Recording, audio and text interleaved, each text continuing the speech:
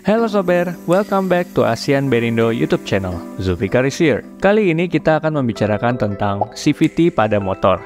ASEAN Berindo berkesempatan untuk berkolaborasi dengan Bengkel Ano Service untuk membuat video tentang cara merawat dan memperbaiki CVT motor dengan baik dan benar. Oke, tanpa berlama-lama lagi, let's check it out. Kali ini kita ditemani oleh salah satu mekanik yang ada di bengkel ini, yaitu Bang Boim. Bang Boim bakalan mempraktekkan dan kasih tips gimana cara merawat dan memperbaiki CVT motor dengan baik dan benar.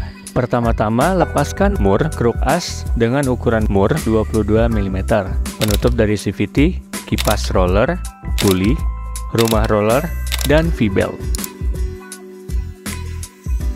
Ini adalah rumah roller dan kipas roller yang telah dilepaskan.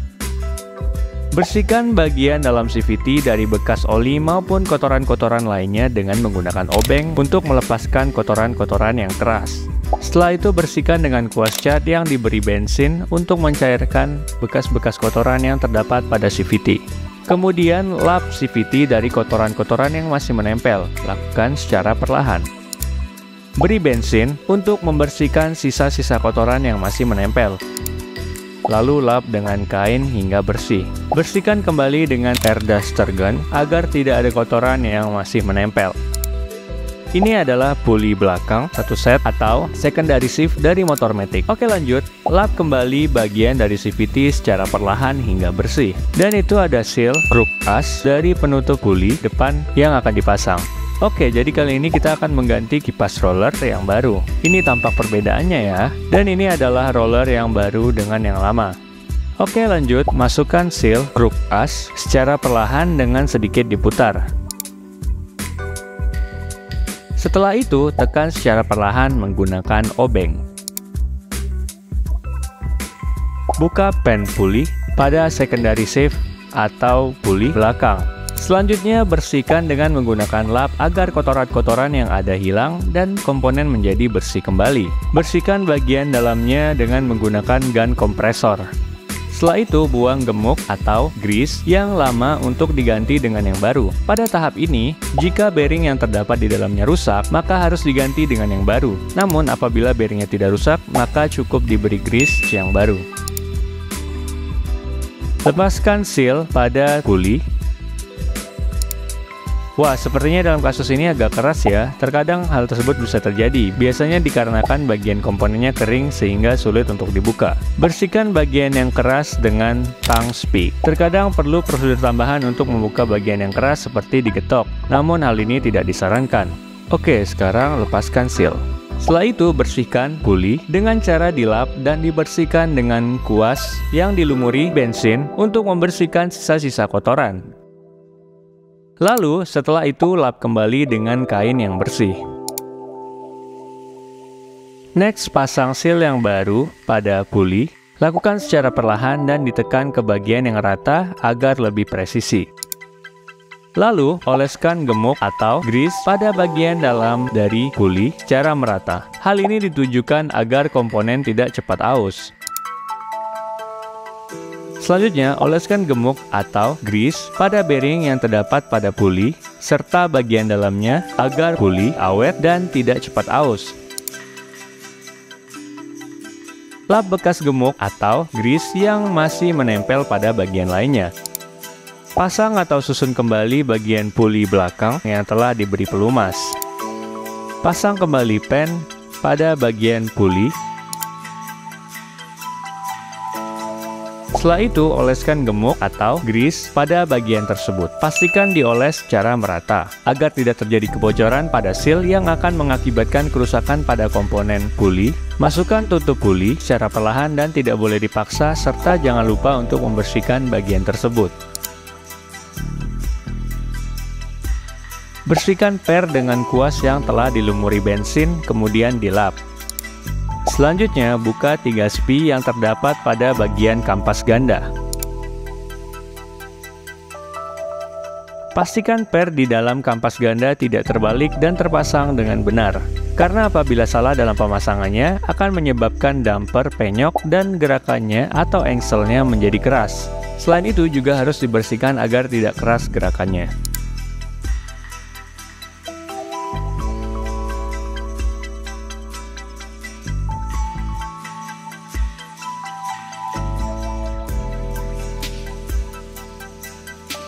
Setelah itu, lepaskan damper dari rumah kampas ganda. Pada kasus kali ini, dampernya sudah harus diganti karena sudah tidak rata. Setelah itu, pasang damper pada rumah kampas ganda. Pastikan tidak terbalik, nomor seri damper berada di atas.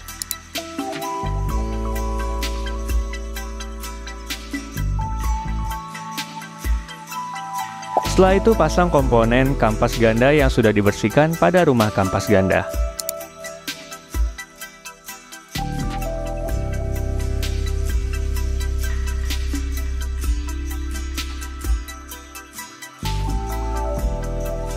Dan tidak lupa, pastikan per pada rumah kampas ganda dipasang secara tepat dan tidak terbalik.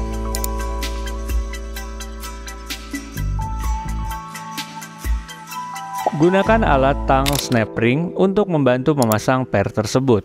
Setelah itu, getok secara perlahan bagian dari rumah kampas ganda agar terpasang dengan rapat. Bersihkan bagian dalam atau penutup dari CVT dengan menggunakan kuas yang telah diberi bensin. Tekan bagian puli secara perlahan, jangan sampai terlepas karena akan berbahaya. Putar mur untuk mengunci bagian puli agar tidak terlepas dan pastikan benar-benar plug and play. Kencangkan dengan kunci shock 39 mm dan kencangkan dengan menggunakan air impact.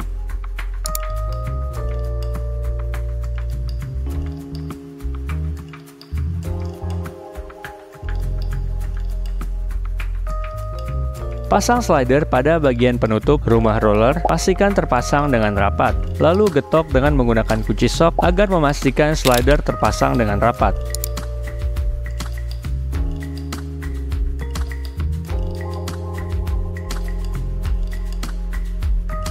Pasang roller pada rumah roller, pastikan tidak terbalik. Posisi dinding roller harus berlawanan dengan putaran mesin, agar tidak terjadi kausan pada rumah roller dan pastikan disamakan seperti yang telah terpasang.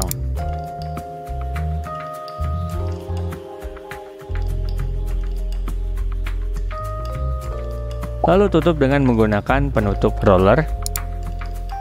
Setelah itu, masukkan rumah roller pada kruk as, primary shift atau pulai depan pada CVT. Pasang V-belt pada CVT dan pastikan tidak terbalik.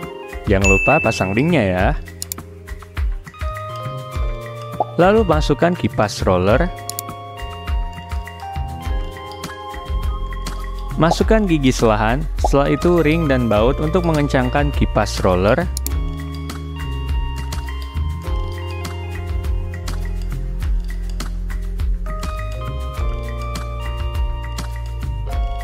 Selanjutnya, masukkan secondary shift atau puli belakang pada CVT. Pasang dengan sambil ditarik agar V-belt dapat masuk dengan baik. Amplas bagian kampas ganda dari secondary shift atau puli belakang secara perlahan dan merata untuk mencegah keselipan bagian puli belakang untuk menghilangkan bekas oli agar tidak licin. Setelah itu, pasang mangkok ganda, bersihkan sedikit, lalu pasang ring dan mur ukuran 19 mm.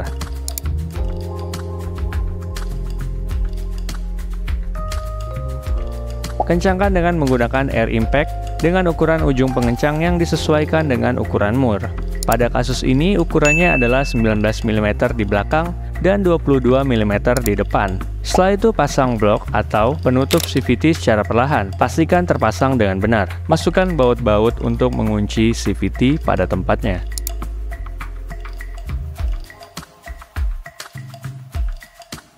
Kencangkan baut dengan menggunakan air impact. Dengan ukuran 8 mm, lakukan secara perlahan.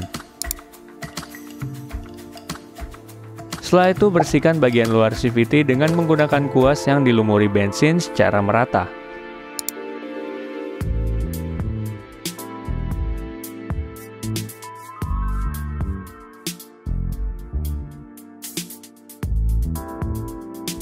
Semprot dengan air kompresor untuk merontokkan kotoran-kotoran yang ada di CVT. Setelah itu, lap bagian luar CVT.